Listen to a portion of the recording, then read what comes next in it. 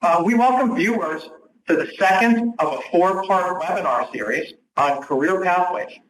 This webinar is hosted by the Career Pathways for Individuals with Disabilities, or CPID, project in Virginia, including the Department for Aging and Rehabilitative Services, the Virginia Department for the Blind and Vision Impaired, and the George Washington University Center for Rehabilitation Counseling, Research, and Education. I'm Dr. Rob Froelich, Project Director and Adjunct Professor at the Center for Rehabilitation Counseling, Research, and Education at GWU, and a member of the Virginia Career Pathways for Individuals with Disabilities team. I will be your host and one of your presenters during this webinar. The other presenters for today's webinar will include Tish Harris, CPID, Virginia Department for the Blind and Vision Impaired, Diane McBride, Business Relations Manager, Virginia Department for the Blind and Vision Impaired, La Pearl Smith, Business Development Manager, Virginia Department for Rehabilitative Services, and Debbie Hopkins, Shenandoah Valley Workforce Development Board, the Valley to Virginia Grant.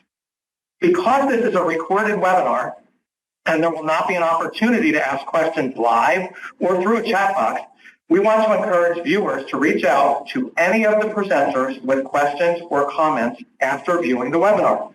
Contact information is provided at the end of the webinar.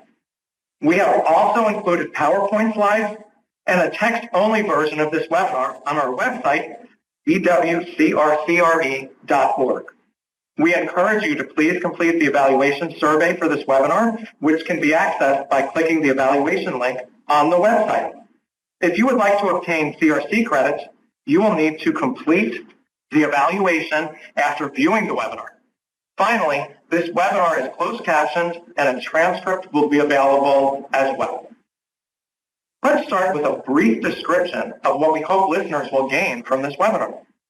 We will share some specific Virginia CPID activities to illustrate how we have successfully engaged business with our initiatives from the general to the specific, as well as outcomes resulting from those activities. Items we will address include business supports resulting from addressing business. Let me detail some of those needs. The lack of qualified credentialed workers in the pipeline, Section 503 of the Rehabilitation Act and federal contracting recruitment, diversity and disability etiquette for the workplace, accommodations, universal design and assessment, techniques for ensuring individuals are a good match for in-demand business positions, and collaborative and seamless business service. Additionally, we will talk about labor market information and its relationship to the CPID project. Finally, we will share some Virginia CPID innovative business service partnerships and programs. This is an exciting time in the field of rehabilitation services. We've had major changes as a result of the Workforce Innovation and Opportunities Act, or WIOA. We focus more and more on data-driven decision-making. We have access to more sophisticated outcomes measurements. Technology has made us responsive to consumers' needs in real time, and it has also allowed us to learn much about our collaborators in the world of business. We have access to extremely sophisticated labor market information and related tools that inform the work we do. Current day, we need to be aware of such terms as job-driven, business as customer, workforce development system, which entities that term refers to, and how we can partner with those entities. We'll be talking about those topics and more. In short, the supply side to demand side transition means that in vocational rehabilitation, we've moved from the position of, we have this great person, to talking with businesses using the language of, what do you need? And then finding appropriate congruent matches. This is reflective of a demand-driven or job-driven approach, which is congruent with contemporary rehabilitation as per WIOA. Professionals in our field are more focused on an individualized approach toward matching business needs, job candidates' knowledge, skills, abilities, preferences, and life spaces, and all of the professional and ethical responsibilities such matches require. We use a business model, and that wording is intentional. Business, not employer. Businesses do more than just employ people. In short, we've gone from informing to listening to being informed. So Tish, you've been front and center observing some of the legislative and professional transitions in our field. Based upon your experiences with the Virginia CPID project, can you tell us a bit about what it means to move from a supply-side approach to a demand-side approach, and help us get some context on some operational definitions? Thanks, Rob. I would be happy to. As you mentioned, VR as a group was often so excited about the individuals that we were working with that we could not wait to contact a business to offer a great candidate without knowing their specific business needs. Historically, we followed this supply-side practice, where we focused on who was in the pipeline, getting them training in fields of interest that they identified, and then working to get them employed. Sometimes we found the training areas were not in demand for full-time employment opportunities. We've now found a more effective equilibrium. With the current low unemployment numbers and the shortage of skilled individuals in the pipeline, we have an opportunity in VR to serve business by moving the needle to the demand-side focus. We have begun to develop intensive and effective business relationships by listening to business needs. We simply need to ask, what hiring needs do you have? And what skills and credentials are you looking for? And then take out our supply-side pipeline and match to those needs. Working cooperatively with the business services teams in our local workforce development areas has also been extremely helpful, since we have an information exchange of hiring needs from multiple sources who are all working together to address business needs. Here I would note that a business should not have to, nor will they, take the time to learn about all of the partner agencies and groups and to know what each one does. Instead, a seamless business services team will meet business needs by working cross-agency with multiple groups to provide skilled workers who match the needs of business. We've also created some unique partnerships, such as the Virginia Manufacturers Association partnership that has helped us to learn about business demand in the manufacturing and logistics sectors and has given us access to forums and seminars on these industries.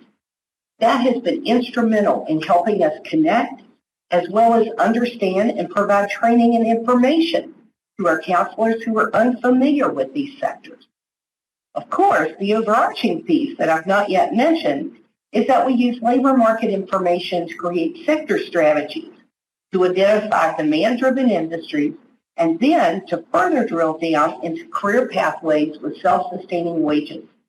We access labor market information first on the state level, and then with our workforce boards and their local plans, and finally with businesses in that sector to confirm the numbers that we found on LMI. Our counselors and staff love using the Career Index Plus due to its simplicity of use and great information when working with our individuals. So this is all really helpful information, Tish. Could you give us some examples that help us think through how these topics relate to how the Virginia CPID project uses labor market information to create matches between businesses and job candidates? I'd love to share that. Using the labor market information I mentioned previously, CPID determined 2 expansion areas in the industries in Virginia to add to our original initiative. The Blue Ridge area of Virginia is filled with distribution centers and manufacturing centers and is a day's drive from 2/3 of the U.S. population. That makes it a hub for manufacturing and moving those goods. For this area, we found a very high demand for logistics. The Hampton Roads area is known for the Newport News shipbuilding and dry dock, making it a mecca for welding careers. We methodically validated the demand indicated by businesses in those areas.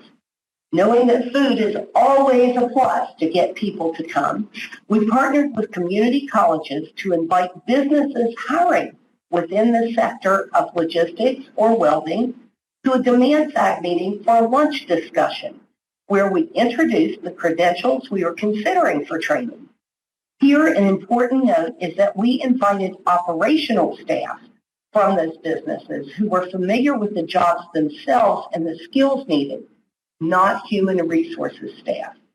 We asked businesses to validate the credentials we were considering and to identify any additional training needs they might have.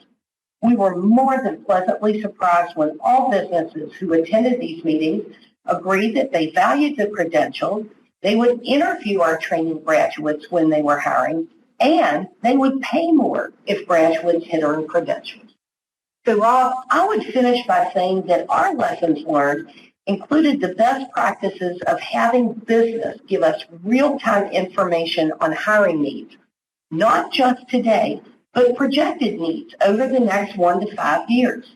When we connected with businesses and had confirmed their interest and involvement, we found that participants in the supply side meeting that followed were more motivated to send individuals to train because they knew the opportunities were real. The opportunity for employment had been validated. From that point on, a demand side meeting has become our standard.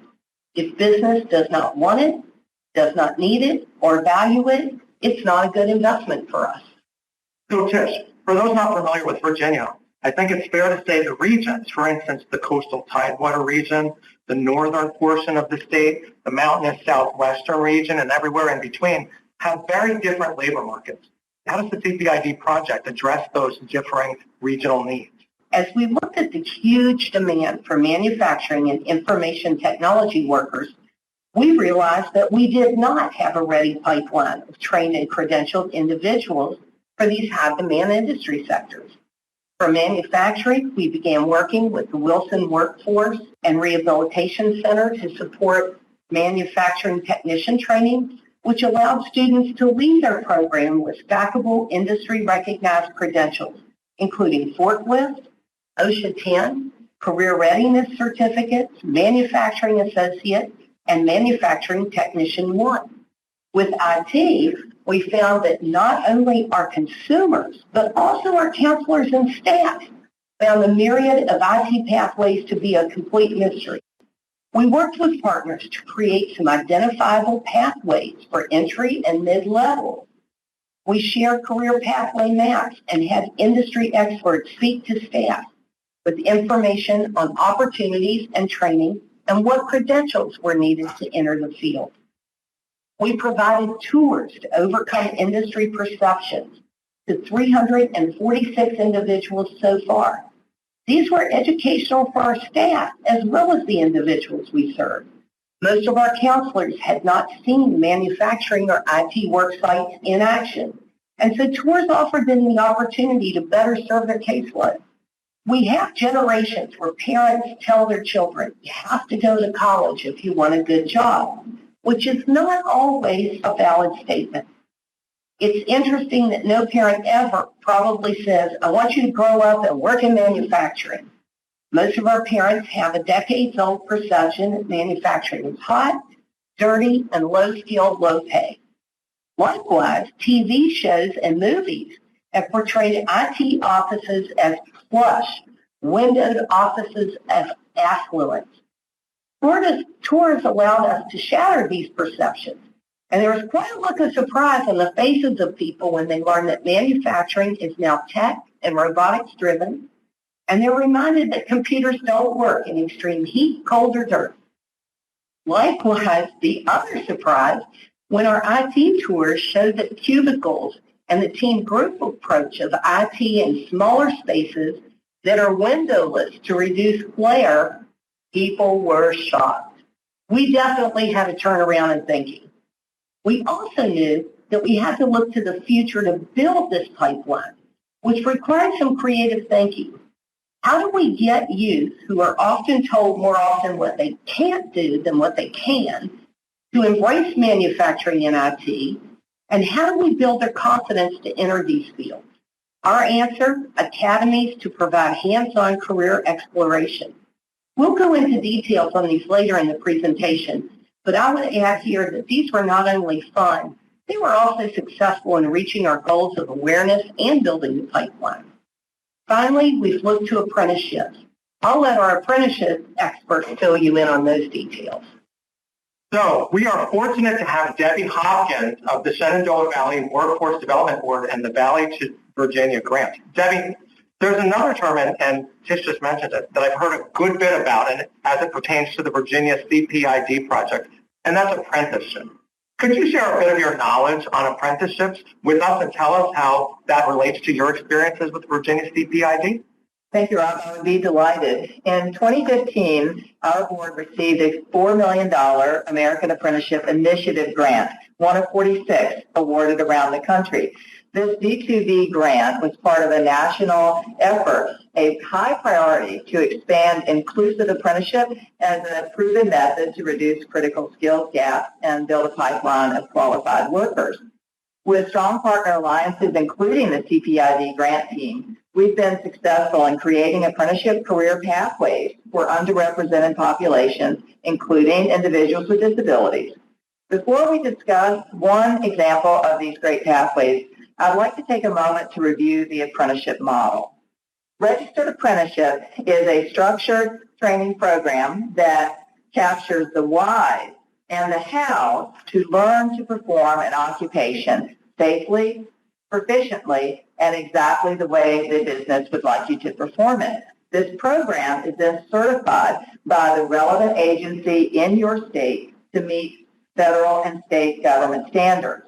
Employees who participate in an apprenticeship program are registered by the government agency, and upon a completion of this program, which can range from 1 to even 6 years, they receive a globally recognized journeyman's credential. And this is kind of the king of credentials because it certifies that you can do the job, occupation, and not just 1 or 2 skills in the job. So an example of this is at Wilson, the Manufacturing Technician Training Program that CPID individuals, the Virginia Manufacturers Association, all came together and developed. This MTT program was developed into a formal free apprenticeship to prepare students for employment and apprenticeship with companies who have chosen to invest in this longer-term training model. V2V then obtains approval from the state for the MTT curriculum to satisfy all of the related instruction requirements for the industrial manufacturing technician apprenticeship.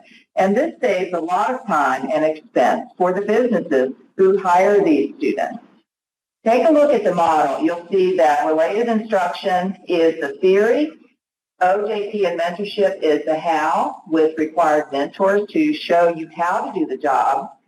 Dollars for skills gain means that for every step that you gain in being proficient in that job, you get an increase in your wage. And then the last is that it is the national credential, and business is at the heart of it. It is their apprenticeship program. 2 examples of businesses who've chosen to use this model and are thrilled that they did, who have taken Wilson's MTT students and registered them into this program, are Comsonics and Hershey. Hershey started their industrial manufacturing technician program with a graduate from, his name is Chris. Chris is nearly finished with his program. There are several more in the pipeline. Comsonics just hired and registered 2 students from Wilson. One is going into this entry manufacturing technician. The other is going into an electronics technician apprenticeship. So apprenticeship has proven to be an excellent method for many businesses to build a pipeline of talent and for students to gain an entry into these career pathways, not just a job. The WWRC pre-apprenticeship model has gained national attention as really a terrific inclusive apprenticeship model for VR centers, and one that is promoted by national agencies such as the Office of Disability Employment Policy. We presented at 6 different workforce development conferences and numerous disability-focused events. This model is sustainable and relevant for our economic times. So I'm delighted that we were able to work within this partnership to help create some wonderful pathways for these students. And if you'd like to hear more student success stories from Wilson, check out VR Workforce Studio. Debbie, that was so helpful in clearing up a lot of details and giving us some additional information. When we began the webinar, I mentioned we'd be talking a bit about business supports and a multitude of related topics. My colleagues, Diane McBride from Virginia DBBI, LaPearl Smith from Virginia DARS, and Tish Harris from Virginia DBBI know a good bit about these crucial areas. Diane, LaPearl, Tish, I'm wondering if you might share some thoughts on these topics with us. And let's start off with Diane. Could you tell us a bit about how diversity and inclusion in the workforce relates to the Virginia CPID approach? Absolutely, Rob. Thank you. Business is recognizing that a diverse workforce is good for business. In a recent study completed by Accenture and in partnership with Disability In and the American Association of People with Disabilities, or AAPD, it was found that companies that embrace best practices for employing and supporting persons with disabilities in their workforce have been outperforming their peers in the areas of higher revenue, net income, and better performance on profit margins. By offering diversity and inclusion workshops to business, our agencies are able to help business create a positive working environment for their employees through education. Business develops a better understanding of diversity in today's workplace and the very talented pool of applicants that are available to them. Another workshop that we have been requested to provide is an onboarding workshop for current workplace teams. The team may have had little or no past experience with a person with a disability. We have experienced firsthand how nervous some employees feel about working with a person with a disability. Their nervousness is usually attributed to a fear of saying the wrong thing or concern as to what is the correct etiquette in assisting someone with a disability. We are able to alleviate these fears and break down those misconceptions through education and hopefully encourage more hires of persons with disabilities in their company. Also, more businesses are reaching out to our agencies for assistance with job retention. It may be a current employee who has experienced a worsening condition or an employee who has developed a disability is having a challenge in performing their job task. We are able to work with the employer and employee to educate and support them with information about accommodations and services that may improve their performance. It may be that a different position is the best solution for the employee, and again, we will work with the employee and business to support them with the possible change. I now would like to talk about Section 503. Section 503 of the Rehabilitation Act calls for a workforce that consists of 7% of people with disabilities. The regulations took effect March 24, 2014, and apply to federal agencies and federal contractors. At that time, the utilization goal was 8%, but has since been reduced. Agencies and contractors are not mandated to meet this goal, but are required to keep records of measurements of their efforts to meet the goal. The Schedule A letter is used by federal agencies to assist the agencies in reaching their utilization goals. Certified vocational rehabilitation counselors are able to sign the Schedule A letter. Thus, our agencies are able to provide direct recruitment. The Schedule A letter is a document that demonstrates the applicant's eligibility for Schedule A non-competitive hiring. It serves as proof of the applicant's disability and is provided to the federal agency prior to the applicant being hired. Many federal agencies, through their selective hiring managers, will directly recruit from our agencies.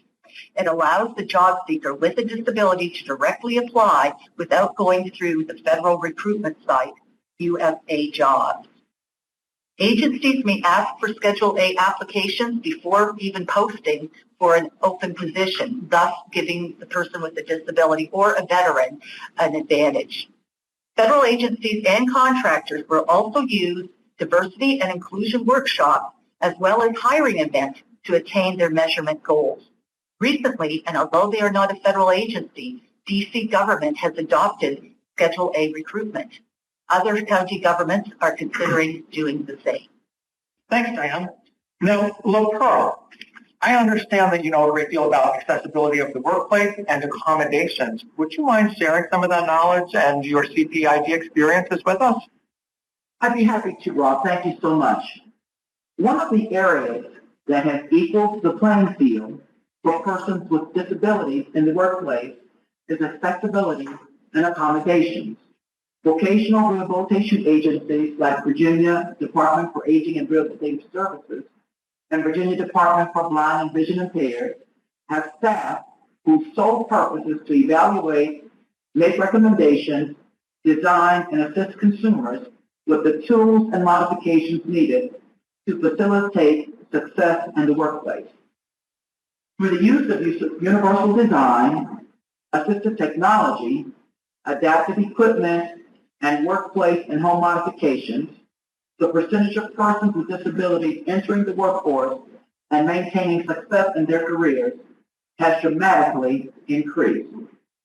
Universal design is defined as design and composition of an environment so that it can be accessed, understood, and used to the greatest extent possible by all people. Items like automatic doors and even our Android and smartphones are considered universal design because they can be adapted to serve all persons regardless of the ability or the challenge. Assistive technology includes devices like smart pens that can record meetings, lectures, and conversations, or audible software like JAWS, which is used by many persons with vision impairments. These are just some of the ways that persons with disabilities have been able to have greater access to the areas of education and the workforce. Adaptive equipment such as Braille keyboards and raised workstations like the Veridesk are just some of the examples of adaptive equipment used both in the home and the workplace. Workplace and home modifications encompass a wide array, including handicap-accessible showers, ramps for home entrances, modified sensory lighting and sound.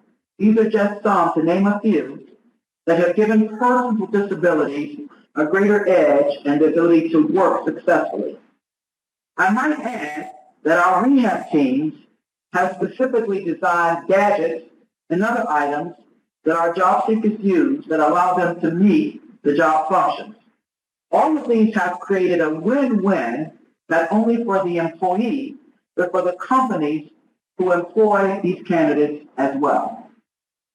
Now, I'd like to talk a little bit about information on cost of accommodations.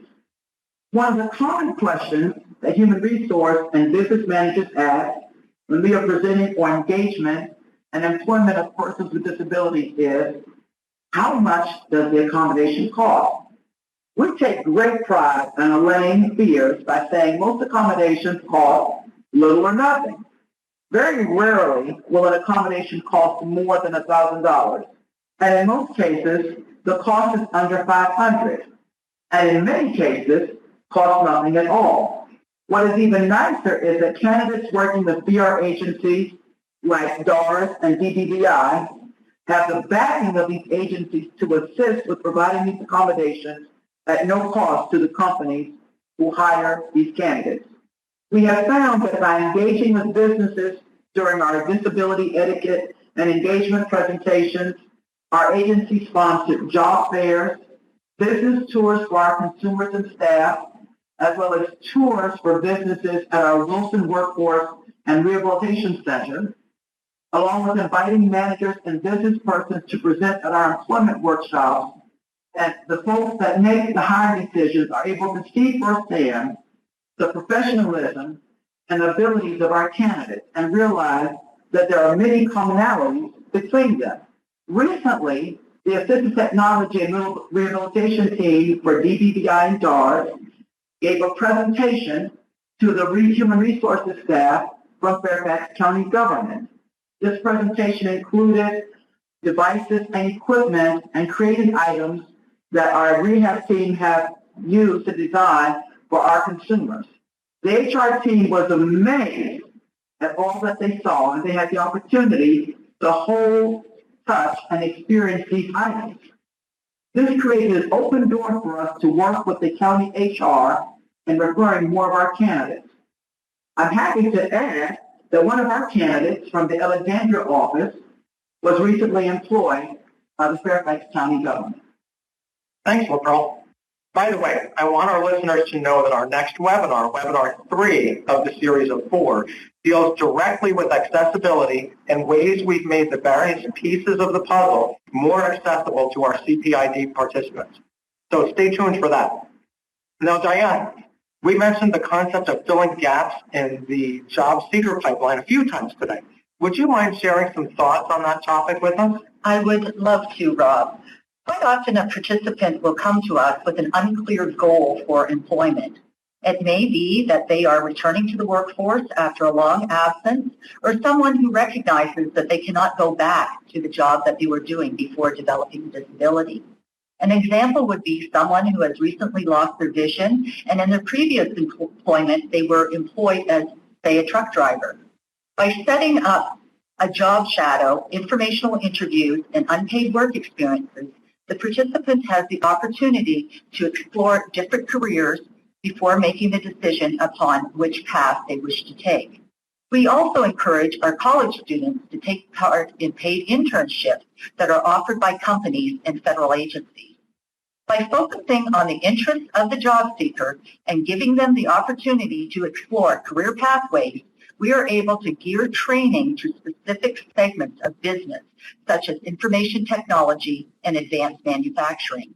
Career exploration provides information for our students and job seekers about credentials needed and the path that the individual can embark upon to obtain a career job. Ultimately, the student or job seeker will begin their job search with a resume filled with relevant work experience from their internships, volunteer experiences, and credentials. CPID and DARS focus on matching the individual to the job, not the job to the individual. This prevents the possibility of setting the individual and the business up for failure. The goal is to establish a long-term relationship with business that will result in many successful hires. Recognizing how important it is for individuals to gain work experience while obtaining credentials, CPID has partnered with a staffing agency to develop a paid internship program. The CPID program is also embarking upon this relationship to develop paid internships. The staffing agency provides the workers' compensation insurance and payroll. This program has been extremely successful in giving the individual the opportunity to gain on-site work experience and, in many cases, an offer of employment. It is a win-win for all. An example is a young client who was co-enrolled with both DARS and DBVI. She attended Wilson Workforce Rehabilitation Center, where she worked on her CNA certification, or Certified Nursing Assistant certification. To complete her certification, she needed to gain actual practice hours. We were able to set her up with a paid internship with a local retirement facility, where she worked and achieved her certification. She was then hired into a job making a livable wage. The CNA is part of the credential pathway, as she can work on other credentials such as MedTech or LPN. That is such helpful information, Diane. Thank you. Before we move into our next slide, I want to talk a little bit about the Northern Virginia Tech Council. The Northern Virginia Technology Council, or NVTC, is the membership and trade association for the technology community in Northern Virginia. As the largest technology council in the nation, NVTC serves about 1,000 companies and organizations, including businesses from all sectors of the technology industry, service providers, universities, foreign embassies, nonprofit organizations, and government agencies. Through its member companies, NVTC represents about 300,000 employees in the region. I'm wondering, well, Pearl, would you mind, could you tell us a bit about how this group relates to the Virginia CPID approach? Sure, Rob, I'd be happy to. 3 years ago, our agencies, through the CPID grant, became members of the Northern Virginia Technology Council. As Rob mentioned, this organization is one of the largest of its kind in the United States and represents over 1,000 technology firms and businesses in the greater metropolitan Washington area and beyond. The Council endeavors to be an advocate for these companies in advancing technology trends and the skills that are needed to meet the ever-changing demands of technology in our society, and especially in the workplace. Through this membership, We have participated in their Titans Breakfast events, where our assistant technology and business relations staff have had opportunities to demonstrate our AT equipment, answer numerous questions about what we do, and more so, engage with businesses that are looking for new resources to obtain qualified employees. Earlier this year, my colleague Diane McBride and I presented to the NBTC Board of Directors on disability engagement in the workplace. This board is comprised of CEOs and managers from companies like Microsoft, Amazon, and SAIC, to name a few. Because of this opportunity, Microsoft met with our staff regarding their higher autism initiative. We also participated in webinars that were made available to NBTC members on topics related to 503 compliance, assistive technology and accommodations, and disability engagement in the workplace. This connection with NBTC has proven to be a valuable collaboration for DBBI, DARS, and the CPID initiatives. We collaborated along with our WIOA partners to create a catalog of business services available to companies that are actively seeking to diversify their workforce. Well, Pearl, thanks for sharing all of that synergy going on with that group and amongst your collaborators, too. Now, Tish, I think you mentioned to me that there are a few new and value-added approaches you wanted to discuss with our listeners. Would you mind telling us a little bit about one of them? I would be happy Or to. some of them? One of the great things about our grant is that we get to pilot some new outside of our usual agency operations. A few events that we came up with include credential fairs and open houses to disseminate career pathway information, provide resources, and help with next steps. These were a great resource for both counselors and the individuals we serve, especially with the IT career pathways. The credential fairs were set up so that once our individuals decided they had an interest, people were on hand to walk them through any paperwork, set an appointment for vocational evaluation if needed, determine the best training suited for them, and then move forward with the next steps. We can help with registration paperwork, or we can help with tuition assistance. This allowed us to capitalize on the momentum picked up at the event. Instead of someone leaving, and then we asked them to contact one person to get help with one thing, another person to get help with another. So it was a warm handoff. At our IT credential fair, we had 106 individuals signed in to join us for a pizza lunch and to hear about IT careers. Our keynote address was from Prem Shadwani of Intellectual Point, who is one of our trainers. Prem as a keynote was a huge draw for us since he is working on a $6 billion cloud project with Amazon, and everyone wants to hear from a winner. Representatives from IT training companies gave an overview of credentials along the pathway, and Virginia CareerWorks, Virginia Assistive Technology, DARS, and DBVI were present at resource tables. We had a scavenger hunt for students who joined us for the event, since we had several schools who sent busloads of students. We sent everyone home with goodie bags provided by Hershey Chocolate and McKee's Little Debbie Cakes. So we ended the event on a sweet note. At our welding credential fair, Newport News Shipbuilding sponsored our event to showcase the opportunities for welders, which again is in critical demand in the Tidewater area. A logistics credential fair was held at Blue Ridge Community College to showcase the in-demand field of logistics. We had 3 businesses on hand, a small, a medium, and a large logistics, to speak to credentials, skills, and the demand in their business.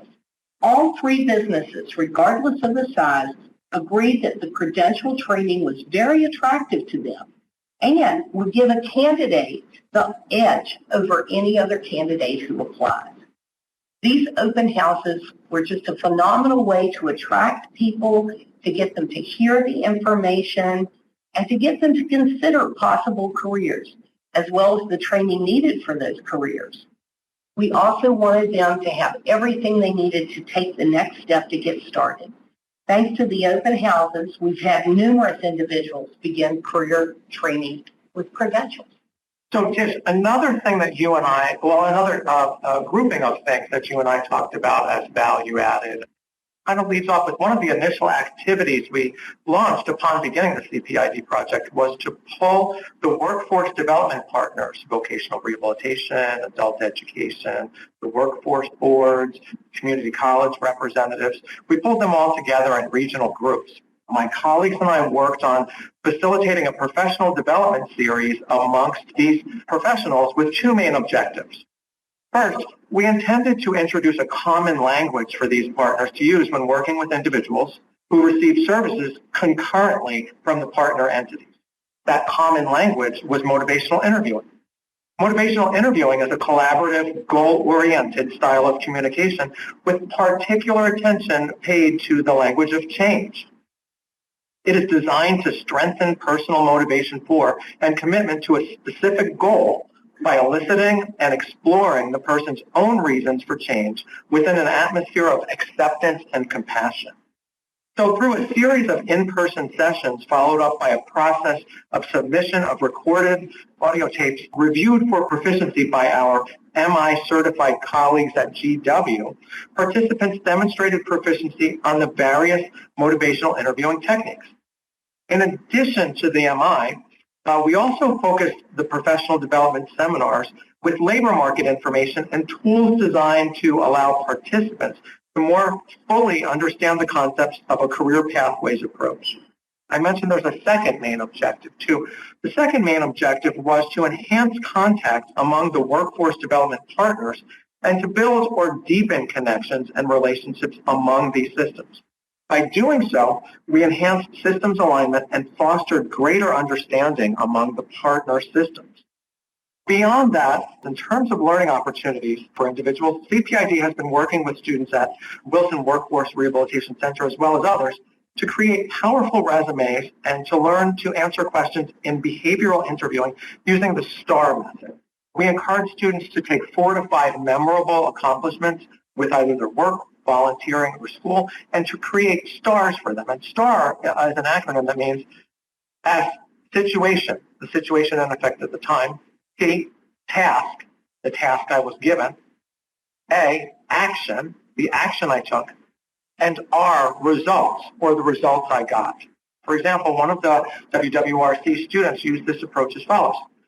Situation was that our storage room was cluttered and people who needed supplies and equipment could never find it. The task I was given was to create order out of the chaos so that we could put our hands on equipment and supplies when we needed them. The action I took was to remove everything, throw out outdated or broken pieces, organize the equipment and supplies by use, record them, and create an inventory sign-out sheet. When someone took something from the room, they signed it out and signed it back in upon return. This way, if another student or teacher needed that equipment, they knew who to ask.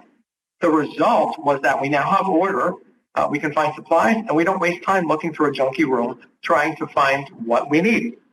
Beyond the STAR interview techniques, we also used an approach called reverse job fairs. Reverse job fairs are events where job seekers are gathered in clusters around specific career skill sets or accomplishments. Business representatives then navigate through the room and stop to speak with the job fair attendees that are looking for a career and have skill sets in which the recruiter seeks candidates. So beyond these things, LaPearl and Tish, as we move forward, I think it might be helpful for you all to share a bit about career exploration and CPID participants. First, LaPearl, would you mind talking to adult career education? And then Tish, would you mind letting us know about career exploration and students? Yes, Rob, I'd be very happy to. Another one of our business partnerships that has been most valuable is our collaboration with Global Connections for Employment, or GTE.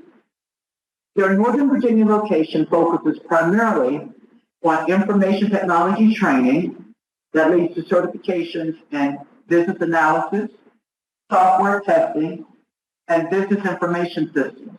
Last fall, The Chief Technology Manager for the IT division facilitated a week-long training for adult candidates that had demonstrated the aptitude and interest in various IT fields, but needed to gain more knowledge about the specific skills and qualifications needed for some of the areas of IT.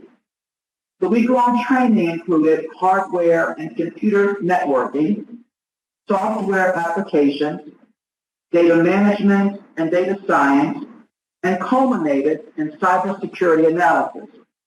The training included hands-on exercises and opportunities for candidates to engage in individual and group activities.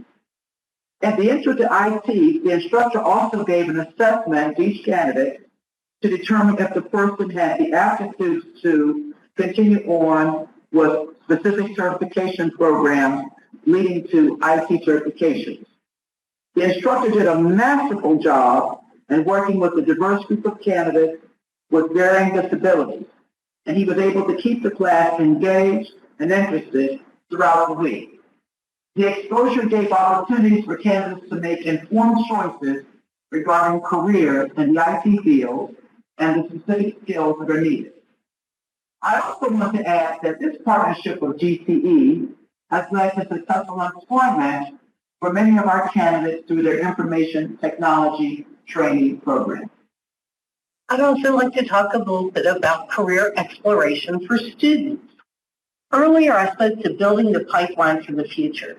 We did so with hands-on career exploration through our academy.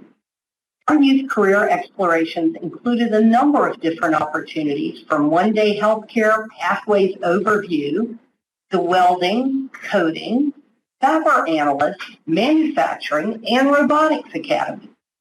We've spent quite a bit of time creating academy experiences for high school students that provide hands-on opportunities that allow them to use a variety of learning styles to successfully try out some of these careers.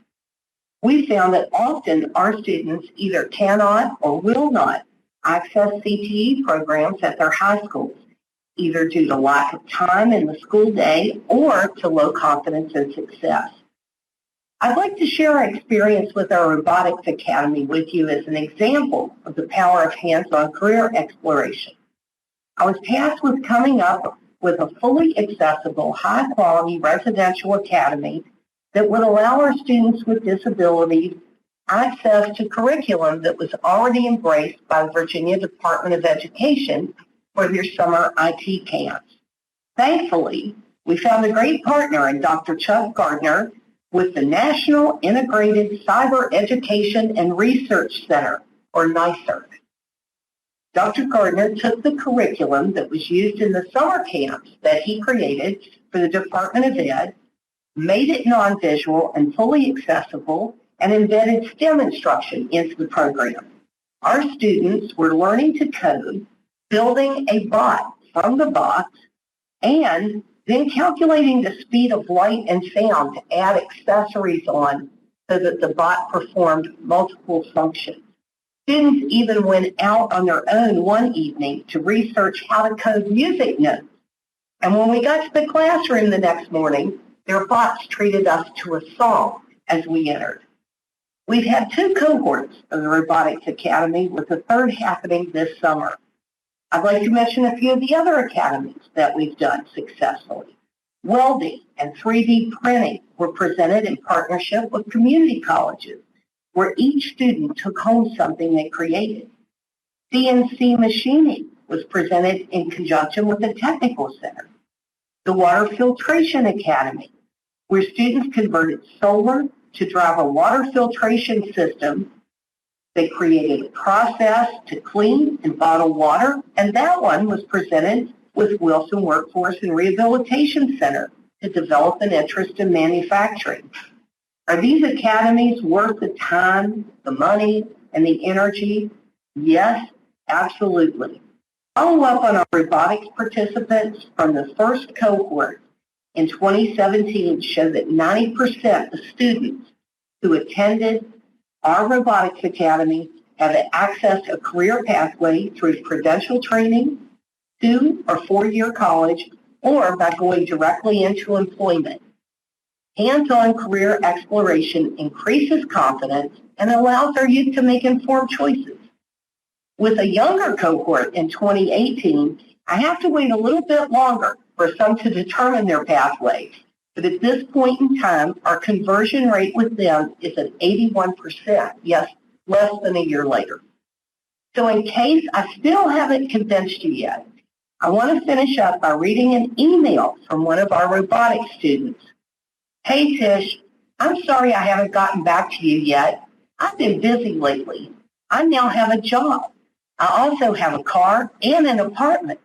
I'm entering a new chapter in my life and it's been exciting. I won't forget where this journey began. Thanks for playing a role in it. You see, hands-on career exploration really does work. Because those numbers are great, and that follow-up information from your candidate draws home the point that you're trying to make there. That's what we're all trying to do with folks. So it's not uncommon for there to be a competitive spirit or an approach using silos when implementing projects. Diane, I wonder if you wouldn't mind talking a bit about how that's been resolved among the Virginia CPID collaborators. Absolutely, Rob. Prior to the Workforce Innovation and Opportunity Act, many agency partners worked in silos, as you just mentioned, with little interaction. Now, all core programs funded under WIOA or Title 1 through 4 share planning at the state and local level and share the same performance indicators and reporting requirements such as employment rate, median earnings, skill gains, percentage of participants who are in a program leading to either a post-secondary credential or employment, thus encouraging our agencies and partners to work more closely together.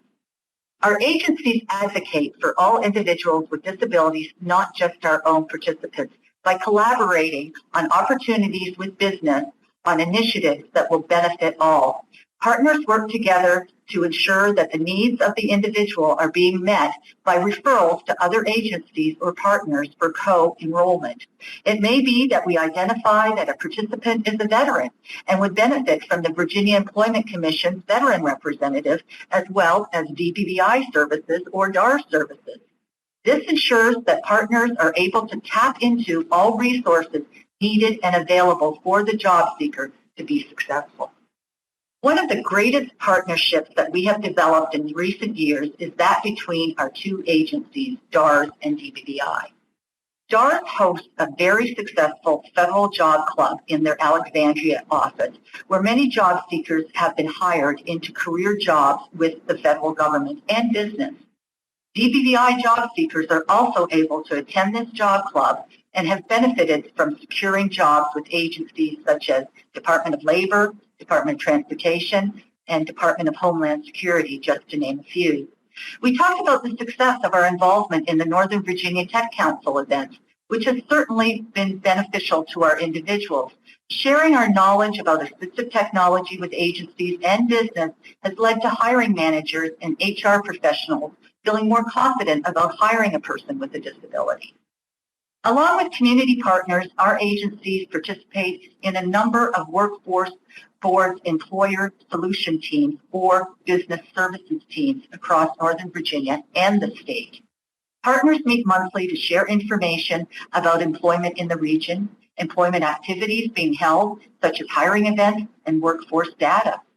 Members of the team share information about business contacts and who is the single point of contact for that particular business. The goal is to reduce the number of agency or partners knocking on the same door, but rather someone on the team is deemed a single point of contact and makes introductions as needed for team members. We are also able to share with business all the resources that are available through our partners on the team. Collaboration between partner agencies and partners has ensured the success for many of our job seekers. Thanks, Diane. That's important information relative to the project, too. We are just about to the end of our time together, but we like to close each of these CPID webinars by sharing some additional sources of information with you all.